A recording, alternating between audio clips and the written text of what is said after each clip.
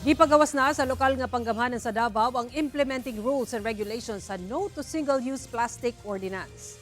Sa nakuhang impormasyon sa GMA Superradyo Davao, sumala ni Attorney Mark Peñalver, ang Executive Director sa environmentalist group nga Interfacing Development Interventions for Sustainability kon IDIS Davao, ang maong ordinansa o sa karegulasyon lang sa paggamit sa mga single-use plastic ug dili ang hingpit nga pagbawal niini.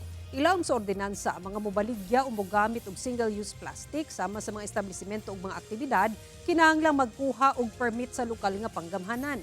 Apan una makakuha og permit kinahanglang pamatud-an sa tag-iya o organizer nga walay alternatibong pamaagi gawas sa paggamit sa single-use plastic. Tuig 2021 na pasa ang ordinance, di nakalatid sab nga ang mga mapamatud ang malapason posibleng masilutan og multa nga 5,000 pesos o pagkapriso og hangtod 6 ka bulan. Dugang ni Peñalver, mapasalamaton sila nga migawas na ang IRR alang sa hingpit nga pagpatuman aron maminusan ang mga basura sa syudad ug karon kinahanglang pakusgan ang pag-edukar sa katawhan sa bag-ong polisiya.